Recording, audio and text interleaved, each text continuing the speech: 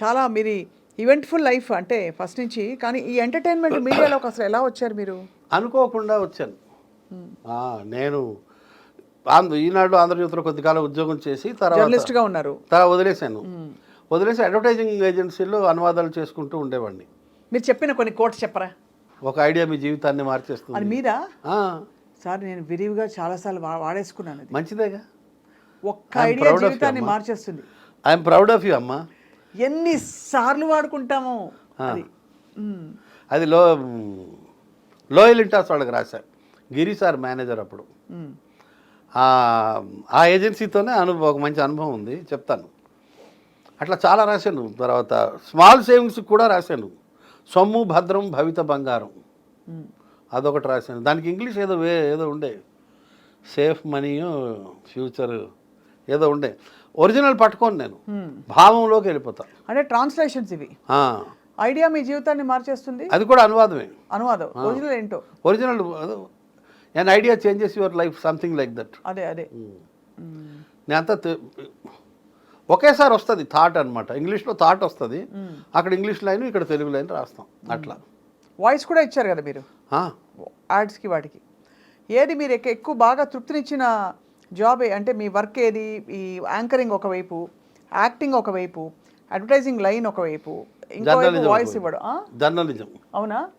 ఎవరినైనా ఉతికారేసారా? అలాంటి జర్నలిజమా? కాదు, మంచి జర్నలిజం అంటే మంచి అంటే ఐఎమ్ సేయింగ్ నేను కల్చరల్ రిపోర్టింగ్ చేసేవాడిని. పెద్ద జర్నలిస్ట్గా పెద్ద గొప్పగా సాధించింది ఏం లేదు, మీలాగా సాధించింది ఏం లేదు. నేను మనుషుల్ని సాధిస్తా సార్, ఏం సాధించాను తెలియదు కానీ అంతేగా. నేను ఇంట్లో వాళ్ళని సాధిస్తుంటాను. జర్నలిజం తర్వాత అడ్వర్టైజింగ్ ఏజెన్సీలో పనిచేసేవాడిని. ఒకరోజు ఏదో ఇట్లా కూర్చుని ఉంటే యాడ్ ఏజెన్సీలో ఒక ఆమె మాలిని రెడ్డి అనే మేడం వచ్చి, దాస్ నువ్వు చిన్నప్పుడు ఎప్పుడు నాటకాలు వేసానని చెప్పావు నాకు, ఇవాళ ఏదో ఆడిషన్స్ జరుగుతున్నాయి, ట్రై చేయ ఒకసారి అంది. చాలామంది వచ్చి వెళ్ళారు, నచ్చట్లేదు సార్కి అంటే, నేను ఎప్పుడో చిన్నప్పుడు 2-3 నాటకాలు వేసానమ్మా, నాకు పెద్ద అనుభవం లేదంటే, పర్లేదు వెళ్ళు అన్నారు. వెళ్ళాను. ఆయన ఎవరు నువ్వు అంటే, ఇట్లా ఇక్కడ ట్రాన్స్లేటర్ని సార్, కాపీ రైటర్ని, Telugu copy writer, Telugu translator, acting experience ఉందంటే, మెట్రికులేషన్లో ఒక నాటకం, ఇంటర్మీడియట్లో ఒక నాటకం, మా ఊరిలో సర్వేశ్వర గారి డైరెక్షన్లో ఒక నాటకం, మెట్రికులేషన్లో డీకే మేషారు, సహదేరావు గారి మేషారు వాళ్ళ డైరెక్షన్లో ఒక నాటకం, ఇంటర్మీడియట్లో ఒక ఒరియా నాటకం ఏదో చేశాను. సరే నీకు ₹1,00,000 ఇస్తున్నాను, కూర్చో, ₹1,00,000 నీకు ఇస్తున్నాను, ఫేస్ చూపించాను. చూపెట్టాను, ఆనందం.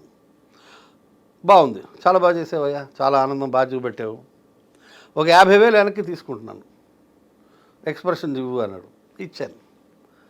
మళ్ళీ ఒక 25,000 ఇస్తున్నాను అన్నాడు, మళ్ళీ తీస్తున్నాను అన్నాడు. ఆ వేరియేషన్స్ చేయమన్నాడు, చేశాను. 3 రోజుల తర్వాత షూటింగ్ ఉంటుందో వచ్చే అన్నాడు. స్పాట్లో డిసైడ్ చేశాడు ఆయన. అట్లా స్మాల్ సేవింగ్స్ యాడ్కి ఫస్ట్ వర్క్ అనమాట అది. అప్పటికి మీరు ఇలాగే ఉండేవారా? ఇంకా బాగా సన్నగా ఉండేవారా? లేదు, లావుగానే ఉన్నాను. నేను పెళ్ళైన 5 ఏళ్ళకి లావు అయిపోయాను. మీ ఆవిడ వంట అంత బాగుంటుందా సార్? లేదమ్మా, మా జీన్స్ అలాగే ఉంటుంది, జెనెటిక్. ఇంట్లో అందరూ ఇలాగే ఉంటారు. సో అట్లా ఎంటర్ అయ్యాను. మెల్లగా ఇంట్రెస్ట్ కలిగింది, అరే ఇందులో ఏదో ఉంది అని. మెల్లగా ఈ సీరియల్స్, చిన్న మోడలింగు, అప్పుడు ఏవో మోడలింగ్ చేశా, స్మాల్ సేవింగ్స్కి, సిడిఆర్ హాస్పిటల్కి, ఏవో రకరకాలు చేశాను. ఫండు కాలింగ్ అని టాటా టెలి సర్వీసెస్ వాళ్ళకి, ఇలాగ చాలా మోడలింగ్ కూడా చేశాను అప్పట్లో. మెల్లగా టీవీ ఫీల్డ్లోకి వచ్చా. ఒకనొక పార్టీలో అడవి శ్రీనివాస్ గారు కలిసి అవకాశం ఇచ్చారు. మొదటి టెస్ట్లో ఫెయిల్ అయ్యాను, తర్వాత పాస్ అయ్యాను. మెల్లగా వచ్చేసింది. తర్వాత ఈటీవీ 2లో ఆహా అనే ప్రోగ్రామ్ 7 ఏళ్ళు చేశాను. తర్వాత ఎవరి గోల వారిది సూపర్. ఎవరి గోల వారిది అయితే సూపర్ హిట్. ఒక 5 ఏళ్ళు దున్నేశారు మీరు. అసలు ఆ షో కోసం వెయిట్ చేసేవారు అందరూ. ఇందాక మీరు లక్ష్మీ పార్వతి వాయిస్ చేశారు కదా, కొంచెం చేయండి ఒకసారి, చెప్తాను. అంటే ఏ విధంగా? ఇప్పుడు ఏదైనా నన్ను ఇంటర్వ్యూ చేయండి. లక్ష్మీ పార్వతి ఎంతో గొప్ప నటులు, గొప్ప రచయిత కూడా అవ్వవలసిన కిషోర్ దాస్ గారు ఉన్నారు మనతో. నమస్కారం కిషోర్ దాస్ గారు. నమస్కారం. మా ఎవరి గోల వారిది ప్రోగ్రాంలో ముఖ్యంగా చెప్పాలంటే అన్ని వాయిస్లు ఒకే మనిషి ఇచ్చాడు. ఎవరు సార్ వాళ్ళు? భవిరి రవి. భవిరి రవి గారు నాకు తెలియకపోవడం ఏంటి సార్? ధ్వని అనుకరణ చక్రవర్తి. అవును, ఆల్ వాయిసెస్ ఇందిరాగాంధీ దగ్గర నుంచి, బరాక్ ఒబామా దగ్గర నుంచి, సోనియా గాంధీ దగ్గర నుంచి, జవహర్లాల్ నెహ్రూ వాయిస్ దగ్గర నుంచి, రాజశేఖర్ రెడ్డి గారి అందరికీ నమస్కారములు అంతేనా? అదే గుర్తున్నావన్నీ. బరాక్ ఒబామా అసలు ఏంటేంటో చేసేస్తాడు ఆయన, మాయ చేసేస్తాడు. అవును అవును. అద్భుతం. మీరు మిమిక్రీ చేస్తుంటే గుర్తొచ్చింది మా భవీర్ రవి నాకు గుర్తొచ్చింది. Interest sir mimicry.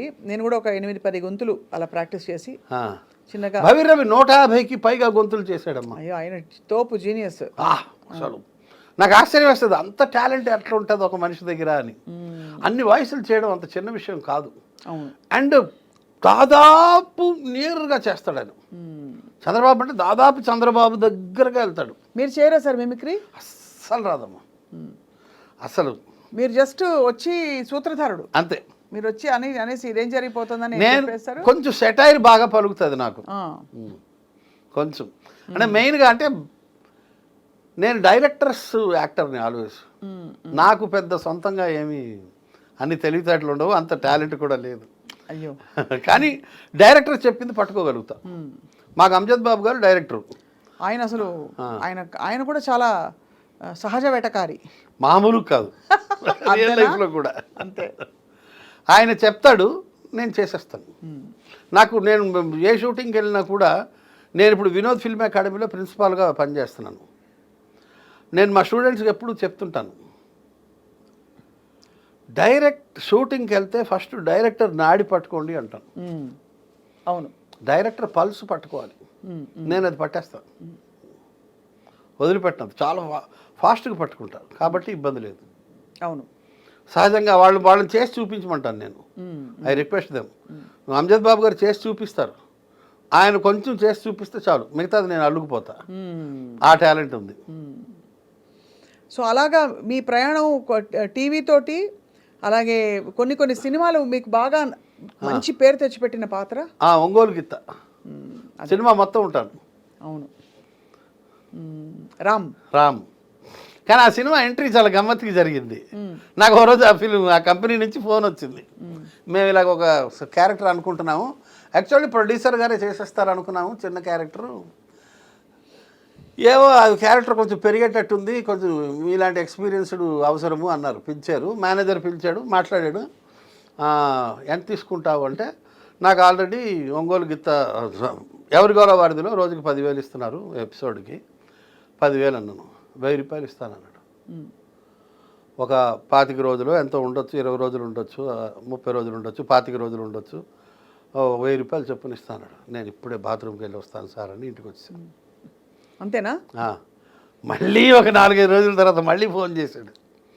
నేను వెళ్ళాను, సరే అని. వెళ్తే 3,000 ఇస్తామండి అన్నాడు. ఓహో, అలా ఒక్కసారి బాత్రూమ్కి వెళ్తే ఇన్ని 2,000 పెరిగింది. అంటే కనీసం 10 సార్లు మీకుంది ఇక్కడ, మీది ఎటకారం తక్కువ కాదు. 2,000 మళ్ళీ బాత్రూమ్కి వెళ్ళాను, మళ్ళీ పిలిచారు 4 రోజుల తర్వాత, మళ్ళీ 5,000 చేశారు. మళ్ళీ బాత్రూమ్కి వెళ్తానని లేస్తుంటే పట్టుకున్నాడు, కుదరదు అట్లా లేదు అన్నాడు. ఇప్పుడే నిజంగా వస్తానని చెప్పి మళ్ళీ ఇంటికి వెళ్ళిపోయా. ఒక వారం రోజుల తర్వాత మళ్ళీ ఫోన్ చేశారు, 5,000 కాదు కానీ మీరు వచ్చి కొంచెం మాట్లాడండి అని. నేను రానని చెప్పాను, నేను మొండికేశాను, నా వల్ల కాదండి, మీరు ఏందండి ఈ చేపల భారం. అంతే కదా మరి, ఈ మేనేజర్లు ఎంత సంస్థకి మిగులుద్దామా అని ఆలోచిస్తాను. అంతేగా, వాళ్ళ పనే అది, పాపం వాళ్ళు మాత్రం ఏం చేయగలరు. నేనైతే చెప్పాను, నేను రానండి, మీ చేపల బేరం నా వల్ల కాదు, మానేయండి, అక్కర్లేదు, నాకేం అవసరం లేదన్నాను. డైరెక్టర్ గారు పిలుస్తున్నారు అని చెప్పారు. డైరెక్టర్ పిలిస్తే వెళ్ళాలి. Director is the boss, director is the God for an actor. వెళితే ఆయన చెప్పాడు, దాసు నేను ఒక సినిమా ఫ్లాప్ అయింది నాది, ఒక సినిమా హిట్ అయింది, ఆ సందిగ్ధంలో, ఆ సంధి కాలంలో నేను ఉన్నాను. నాకు కూడా ఈ సినిమా ఒక పరీక్ష. నువ్వు నాకు కోఆపరేట్ చేస్తే నేను భవిష్యత్తులో సినిమాలు చేస్తూనే ఉంటాను, కాబట్టి నీకు నేను వేషం ఇస్తాను, నాకు కొంచెం కోఆపరేట్ చేసి చెయ్యి అంటే, నేను ఇంత అమౌంట్ అనుకుంటున్నానండి, ఇస్తే చేస్తానండి అన్నాను. ఎంతో కొంత లేవోయ్, నీకు ఇస్తాను లేవోయ్, రావోయ్, నువ్వు చేయబోయ్ అన్నాడు. చేస్తాను సార్ అన్నాను. అప్పుడు ఆయన మాటకి తలవకి నేను కోరుకునే అమౌంట్ తీసుకునే చేశాను. అంతే. బట్ మామూలుగా మీరు డిమాండింగ్ కిషోర్ దాస్ గారు అంటే అప్పుడు డిమాండ్ ఇప్పుడు లేదు, తగ్గిపోయింది. కాదు అంటే జనరల్గా మీరు పేమెంట్ అంటే పేమెంట్, మాట అంటే ఒకప్పుడు ఉండేవాడిని అట్లా చాలా బాగా ఇదిగా అంటే ఉండేది. మనకి ఇల్లు గడవాలి కదా సార్, అది కూడా ఉంది కదా. ఒకప్పుడు ఉండేవాడిని, ఇప్పుడు ఎలా సార్ మీ కుటుంబ నేపథ్యం? పర్వాలేదు, ఇప్పుడు హ్యాపీ. ఇప్పుడు హ్యాపీ. కానీ స్టేజ్ కష్టపడి దాటేసాను, ఉన్నాయా? ఆ స్టేజ్ దాటా. ఒక రోజు నేను ఒకే టీ ఒకే బన్నుతో గడిపాలని స్టోరీలు యాక్టర్లందరికీ ఉంటాయి, మీకు ఉంది ఉందా సార్? ఉంది ఉంది. మీకు నిజంగా ఉందా? నేనేదో ఒక్కరోజు ఉంది. రోజా ఉందండి, అది చెప్తానండి. అట్లా అప్పట్లో చాలా పర్టికులర్గా ఉండేవాడిని. ఇప్పుడు అంటే అప్పుడు ఇప్పుడు లేదు. ఇప్పుడు నేను ఎక్కడికైనా వెళ్తే చూస్తాను. నేను చిన్న కంపెనీ అనుకోండి, నేను మరీ బాధపడకుండా, మీరు మరీ ఆనందించేయకుండా మధ్య మార్గంలో ఇవ్వండి సార్ అంటాను.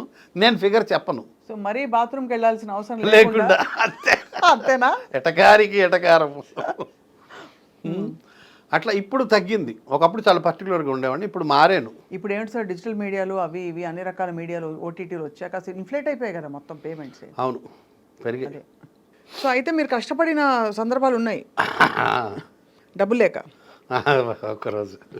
ఒక్కరోజు ఎలా అవుతుంది? ఎప్పుడో చిన్నప్పుడు జరిగింది అట్లా. ఎంతమంది సార్ మీరు అన్న చెల్లెళ్ళు? 5గురు. 5గురు. ఎవరు లేరు, ఇప్పుడు ఒక్కడే ఉన్నాను. అయ్యో సార్, వాళ్ళు బాధగా. 2 తమ్ముళ్ళు. చాలా బాధ. తమ్ముళ్ళు కూడా వెళ్ళిపోయారా? 2 తమ్ముళ్ళు, చిన్నవాళ్ళే కదా సార్ అక్క, మీరు? అన్నయ్య అందరూ. ఎలా జరిగింది సార్? లాస్ట్ తమ్ముడు 7 ఏళ్లకే బావిలో పడి చనిపోయాడు. అయ్యా అయ్యా అయ్యా. అక్క 7 ఏళ్లకే జ్వరం వచ్చి చనిపోయింది. అన్నయ్య 50 ఏళ్ళకి హార్ట్ అటాక్, తమ్ముడు 50 ఏళ్ళకి హార్ట్ అటాక్ బాబోయ్. ఉంది. అంటే ఇది ఇంకో విషయం చెప్పొచ్చు చెప్పకూడదు, 7 ఏళ్ళ కొడుకు కూడా పోయాడు క్యాన్సర్తో. ఇన్ని బాధలు చూసా లైఫ్లో. అమ్మా నాన్న కూడా పోయారు, ఒక్కడే మిగిలే. Sir sir sir tragic. కొడుకు ముఖ్యంగా 2-3 ఏళ్ళు పట్టింది కోలుకోవడానికి. కానీ ఎలా సార్ క్యాన్సర్? ఏం క్యాన్సర్ వచ్చింది? ఇక్కడ న్యూరోబ్లాస్టోమా అని multiple మెలైన్ tumours in the head. ఇవన్నీ గడ్డలు వచ్చాయి అబ్బాయికి. పాపం ఒక 10 నెలలు బాధపడ్డాడు. జ్వరం వచ్చింది, 10 నెలలు తగ్గల పాపం. అమ్మో 97. అది వద్దులేండి, అది కష్టం తట్టుకోవడం. కాదు సార్, మీరు చాలా 10 నెలలు యాతన పడ్డాను. అప్పట్లో డబ్బులు కూడా లేవు, అందరూ కోఆపరేట్ చేయడం వల్ల గట్టెక్కాను. ఇంత బాధను అనుభవించి మీరు అందరు నవ్విస్తారా? ఎంత అన్యాయం ఇది. చాలామందికి, శేఖర్ సుమన్ కానీ, ప్రకాష్ రాజ్ కానీ, అందరికీ లాస్ ఉంది లైఫ్లో.